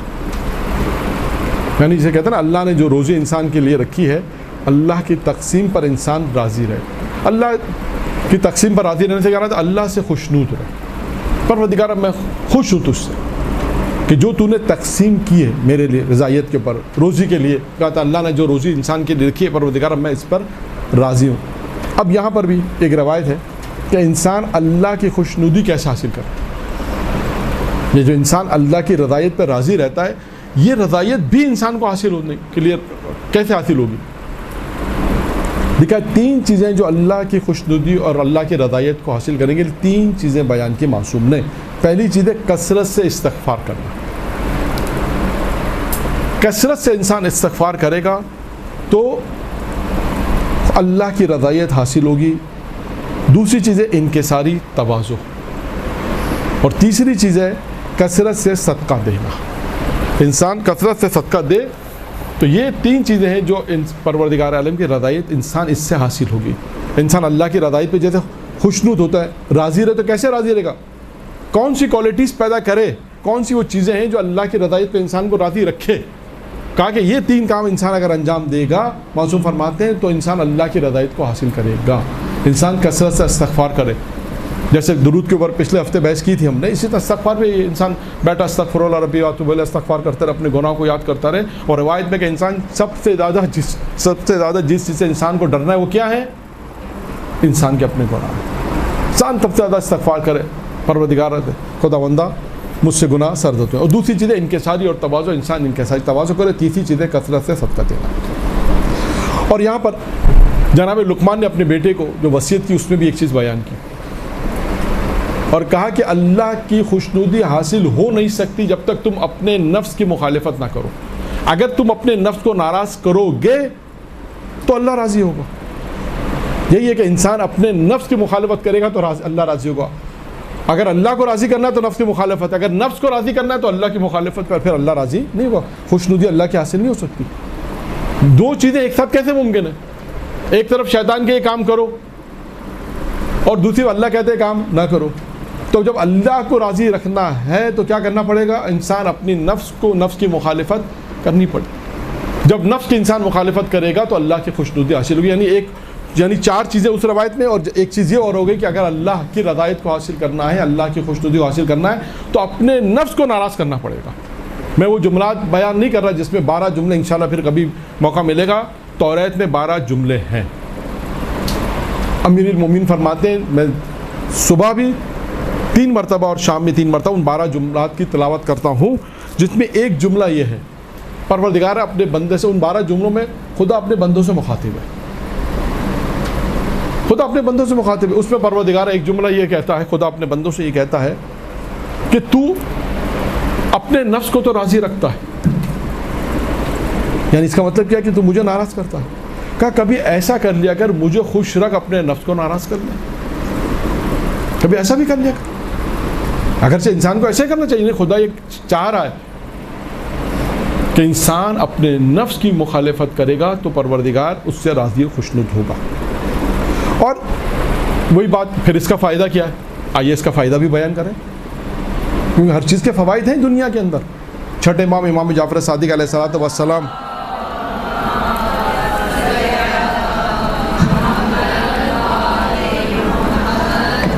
کے زمانے میں ایک شخص آیا اور آ کر اس نے لوگوں کے ذہنوں کی باتوں کو بیان کرنا شروع کیا. یعنی کیا مطلب؟ جو لوگ سوچتے تھے وہ بتا دیتا تھا. کچھ لوگ گئے، کہا میں کیا سوچ رہا ہوں، بتا دیا اس کو. اب آپ جانتی ہیں کہ اس قسم کے لوگ اگر ذرا سا معاشرے میں آ جائے تو کیا ہوتا ہے؟ لوگوں کا ایمان کمزور ہو جاتا ہے. ان کا ایمان کمزور ہوتا ہے، اس کا ایمان نہیں ہے، اس کا ایمان کمزور، اس کا ایمان کمزور ہے. یہ اپنے اگر ایمان ان کا مضبوط ہوتا تو اتنی آسانی سے وہ یقین نہ کرتے.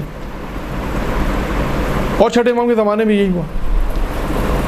کچھ لوگ آئے مولا کے پاس، کہنے کا مولا اس کے تو چاہنے والے زیادہ ہو گئے، بڑھ گئے چاہنے والا. وہ لوگ ایسے لوگوں کے تو چاہنے والے بہت جلدی بڑھ جاتے ہیں، جو سوچو وہ بتا دے، جو وہ پوچھو وہ بتا دے. اور کچھ عرصے تک یہ سلسلہ چلتا رہا اور اس کے چاہنے والے بڑھتے گئے. لوگ امام کے بعد آتے رہے اور کہنے لگے مولا ایسا تو نہیں ہے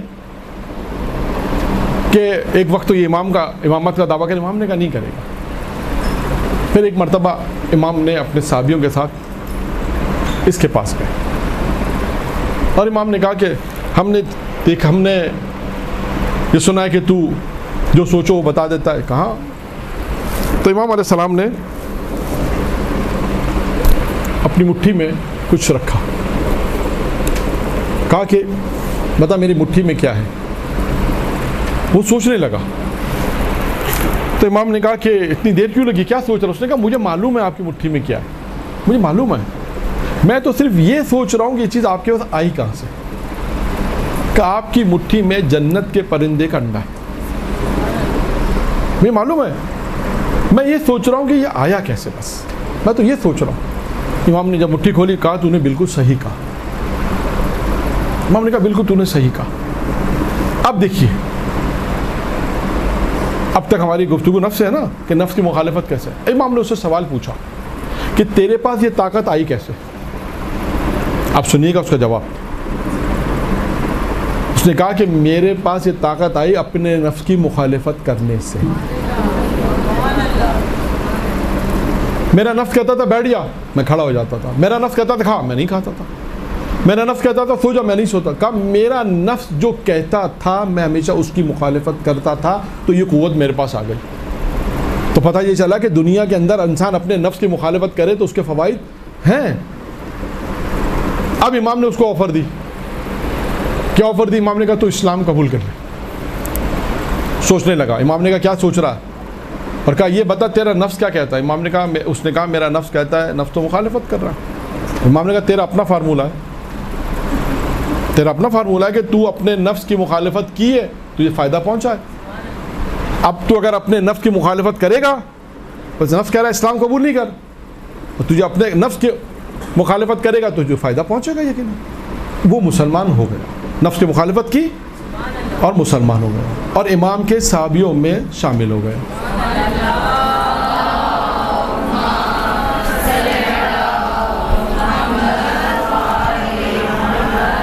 جب امام کے صحابیوں میں شامل ہو گیا, امام کا ایک صحابی سفر پر گیا ہوا تھا.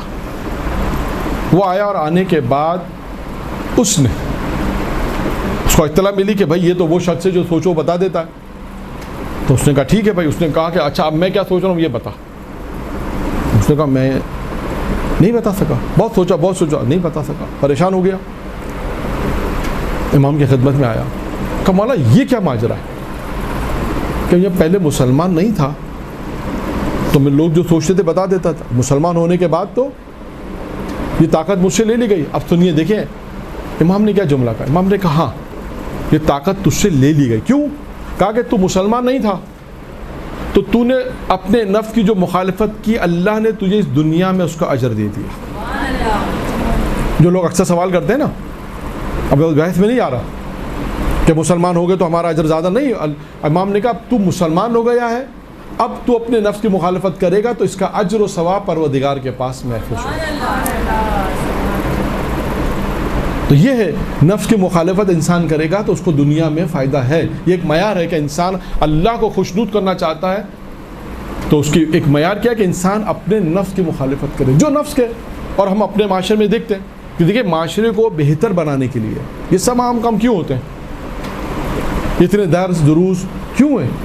اس کی وجہ یہ کہ ہم معاشرے کو بہتر سے بہتر بنا سکیں, اور اپنے معاشرے کو بہتر بنانے کے لیے تمام چیزیں اس میں یہی ساری چیزیں کہ انسان خواہشات نفسانی کی مخالفت کرے گا, اور جب خود بہتر ہوگا تو اس کے بعد معاشرے کو بھی وہ بہتر کرے. درود پڑھے محمد و آل محمد.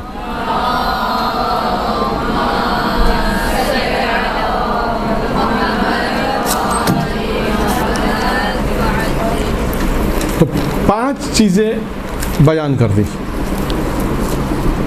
5 چیزیں کیا بیان کی کہ شیطان کے جال میں, چھٹے امام نے کہا کہ انسان شیطان کے جال میں نہیں پھنس سکتا جس کے بعد یہ 5 صفتیں ہوں گی. اللہ پر توکل ہوگا, ہر حال میں پروردگار کو ذکر کرتا رہے گا, شب و روز خدا کو یاد کرے گا, جو چیز اپنے لیے پسند کرے گا وہ دوسروں کے لیے پسند کرے گا, اللہ کی تقدیر پر راضی رہے گا اور اللہ کی رضایت پر راضی رہے گا, اللہ کی تقسیم پر راضی رہے گا, جو اللہ نے اس کے لیے لکھ دیا ہے اس پہ راضی رہے گا. یہ 5 وہ صفتیں ہیں جو چھٹے امام نے بیان کی. اب ایک اور روایت بھی ہے, وہ بھی چھٹے امام سے ہی ہے, اور وہ آخری روایت کیونکہ اب وقت نہیں بچا,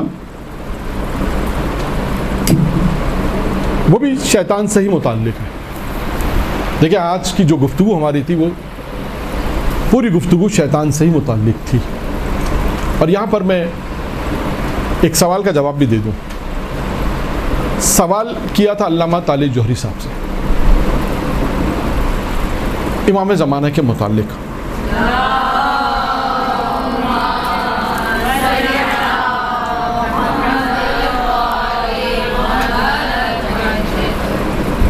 الحمرہ لاہور میں روٹری میں, وہاں پر امام زمانہ پر ایک سیمینار تھا. اس سیمینار کا آخری سوال یہ تھا جو میں بیان کروں.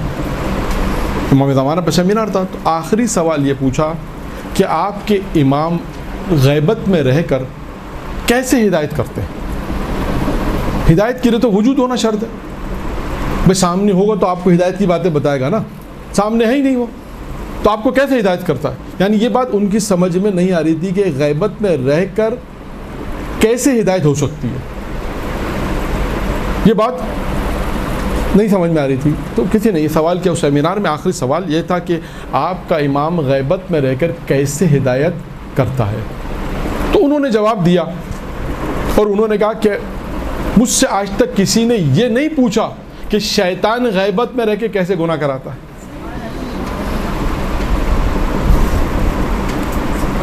آپ دیکھیے, یعنی شیطان کا ذکر آئے تو اس لیے میں نے اس سوال کا جواب بھی آپ کے سامنے پیش کیا. اگر کوئی امام زمانہ کے اوپر یہ اعتراض کرے کہ غیبت میں رہ کے کیسے ہدایت ہو سکتی ہے, کہ بالکل اسی طرح جیسے شیطان غیبت میں رہ کے گناہ کا اسباب فراہم کرا سکتا ہے, اسی طرح امام بھی غیبت میں رہ کے انسان کی ہدایت کرتا ہے. اب آئیے وہ عمل, یہ بھی چھٹے امام جعفر صادق علیہ السلام سے روایت ہے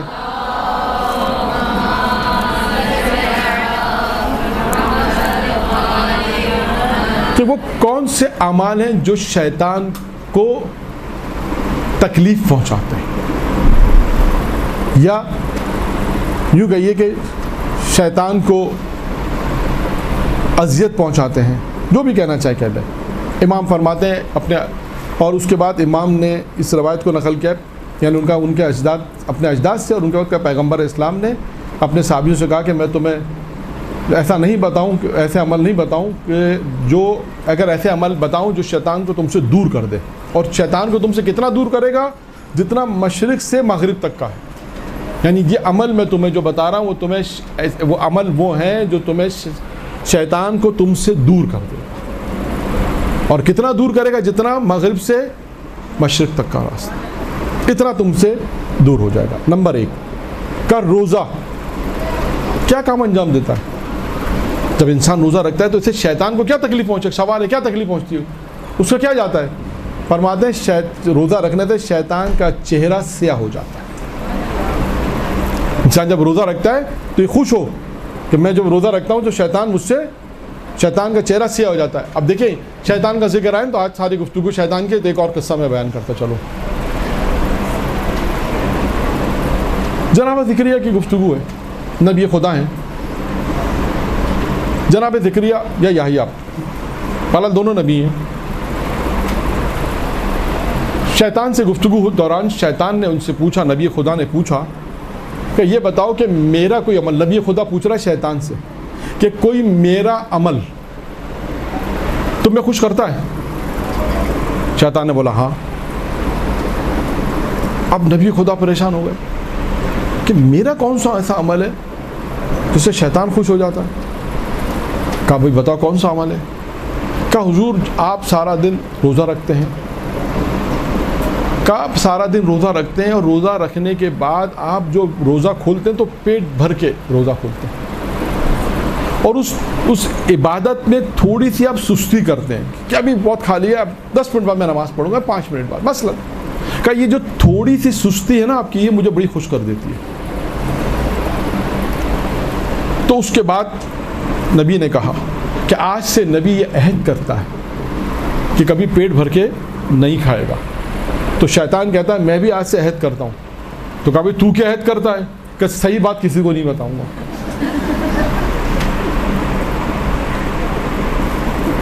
ٹھیک ہے, پیغمبر کی روایت, روزہ شیطان کے چہرے کو سیاہ کر دیتا ہے, صدقہ شیطان کی کمر توڑ دیتا ہے. پچھلے ہفتے صدقے کی گفتگو آئی تھی کہ صدقہ اگر انسان دیتا ہے تو 5 چیزیں مالک, جب صدقہ جس کے ہاتھ سے نکلتا ہے تو 5 باتیں کہتا ہے. لیکن صدقہ انسان دیتا ہے, اس کے کتنے فوائد ہیں جو پچھلی گفتگو میں آ گئے, اور بھی بہت سے فوائد ہیں زندگی اور موت کے مسئلے میں کہ انسان صدقہ دے. تو ایک فائدہ کیا ہے صدقہ دینے کا؟ شیطان کی کمر کو توڑ دیتا ہے. یعنی آپ سوچیں کہ انسان صدقہ دے تو شیطان کی کمر ٹوٹتی, اس لیے مال نکلتا ہے. دیکھیے مال نکلنا آسان نہیں ہے. انسان مال سے محبت کرتا ہے کہ اتنا مال میں نے کمایا, میں ایسے اس کو دے دوں رائے خدا میں. یہ تو واجب ہی نہیں, بعض اوقات مستحب صدقہ ہے, ہو سکتا ہے واجب انسان مجبور ہے, چلو اللہ نے کہا ہے تو مجھے دینا ہے, خدا کا حکم مجھے دینا مجبور ہے. لیکن صدقہ آپ جا رہے ہیں, راستے میں گئے, کوئی فقیر آپ نے 5 روپے 10 روپے دے دیے, یہ صدقہ جو انسان دیتا ہے اس کے بہت سے فوائد بیان ہوئے. اور صدقے میں کیا ہے؟ شیطان کی کمر توڑ دیتا ہے. اللہ کی محبت, یعنی یہ ایک عمل ہے, اللہ کی محبت میں نیک عمل میں شریک ہونا. یعنی اللہ کی محبت میں انسان جب کوئی نیک عمل کر رہا ہوتا ہے کسی کے ساتھ نیک عمل میں شریک ہو جاتا ہے اللہ کی محبت میں. دیکھیں اخلاص کے لیے آیا تھا نا کہ اللہ کے لیے کام کرو, یہ یاد رکھیے گا, اخلاص یعنی اللہ کے لیے, اللہ ہونا چاہیے ہر کام میں. انسان اپنی پوری زندگی میں ابھی سے طے کرے کام میں اللہ کے لیے کر رہا ہوں بس. دکھاوے کے لیے نہیں، ہر چیز میں اللہ کرے. انشاءاللہ پھر کبھی موقع ملے گا تو اس کا بھی فائدہ بیان کیا کہ جناب داؤد نے سوال پوچھا تھا پروردگار سے جنت میں میرا پڑوسی کون ہے، تو اس کا جواب میں یہ تھا کہ جو کام اللہ کے لیے انسان ہر کام اللہ کے لیے کرے، ہر خدمت جو کر رہا ہے اپنے گھر کے اندر کیا پروردگار کی رضایت کے لیے کر رہا ہے، ثواب ملے گا. وہ عالم بڑے مرجع مجتہد جب دنیا سے گزرے تو ان سے پوچھا کہ آپ نے اپنی زندگی میں کوئی مکروہ کام کیا؟ تو کب مکروہ تو چھوڑو، میں نے مباح بھی نہیں کیا. وہ پریشان ہو گیا کہ مباح نہیں کیا، کہا آپ اٹھنا بیٹھنا کھانا پینا یہ تو سب مباح ہے. کہاں یہ سب مباح ہے؟ کہا یہ سب میں اللہ کے لیے کرتا تھا. جب اللہ کے لیے ہو جائے گا تو مستحب ہو جائے گا اور ثواب میں تبدیل ہو جائے گا.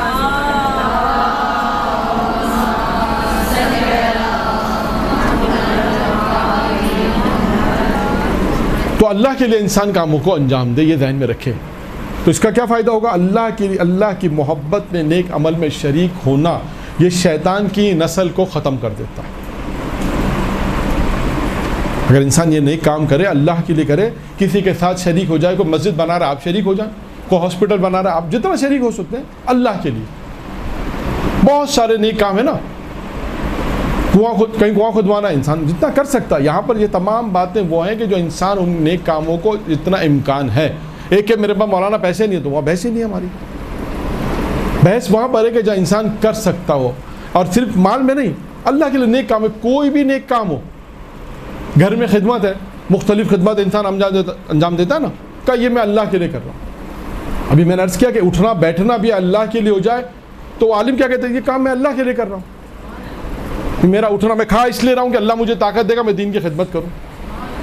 یہ نیت کرے. ہاں اپنی پوری زندگی اللہ کے لیے انسان انجام دے دے تو پھر دیکھو اس زندگی میں برکت بھی ہے اور اللہ کے لیے تو ثواب ہے. ہر کام اس کا بھی ثواب میں ہوگا، ثواب اس کا ملے گا. تو لہٰذا تیسری چیز ہے اللہ کی محبت میں نیک عمل میں شریک ہو.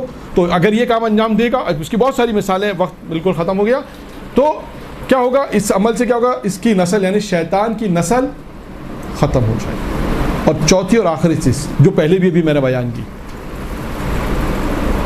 کہاں میں نے بیان کی تھی؟ وہ بیان کی تھی کہ انسان اللہ کی رضایت کے اوپر، اللہ کی خوشنودی کے اوپر بیان کی تھی نا. 3 چیزیں بیان کی. پہلی چیز اس میں کیا تھی؟ استغفار. یہاں پہ بھی معصوم فرماتے ہیں استغفار، اگر انسان جتنا استغفار کرے گا تو اس کا فائدہ کیا ہوگا؟ شیطان کو کیا نقصان پہنچے گا؟ معصوم فرماتے ہیں کہ اس کی رگ گردن کاٹ دی جاتی ہے، کٹ جاتی ہے. دیکھیں رگ گردن کا کیا مطلب ہے؟ انسان پھر ختم ہو جاتا ہے. یہ مین ہوتی ہے رگ گردن، انسان کی مین ہوتی ہے جس سے انسان زندہ رہتا ہے. جتنا زیادہ انسان استغفار کرے گا اس کا نقصان شیطان کو کیا پہنچے گا کہ اس کی جو رگ گردن ہے، رگ گردن جسے ہم کہتے ہیں جس سے انسان زندہ رہتا ہے، کہ وہ زندہ یہ کاٹ دی جائے گی. تو یہ 4 عمل میں نے آپ کے سامنے، ایک چھٹے امام، کیونکہ یہ شروع میں نے آپ سے کہا تھا کہ ہماری گفتگو چھٹے امام کے اقوال پر ہوگی، تو لہٰذا چھٹے امام کے واقعات بھی بیچ میں آئے، حالات مختلف واقعات بھی آئے. پہلا بھی کال میں نے چھٹے امام کی مناسبت سے جو اس گفتگو میں شروع کیا، جو 5 چیزیں جو بیان کی وہ بھی چھٹے امام کے حوالے سے تھی. یہ گفتگو بھی چھٹے امام کے حوالے سے. چھٹے امام نے فرمایا کہ انسان ان کاموں کو انجام دے گا، پیغمبر نے فرمایا تو شیطان تم سے اتنا دور ہو جائے گا جتنا مشرق سے مغرب تک دور انسان کا فاصلہ ہے. انسان کے قریب نہیں ہے کہ 4 عمل انسان انجام دے. بس اسی دعا کے ساتھ پروردگار عالم ہمیں نیک عمل کرنے کی توفیق عنایت فرمائے. وآخر دعوانا الحمدللہ رب العالمین. برحمتک یا ارحم الراحمین وصلی اللہ علی محمد وآلہ الطاہرین.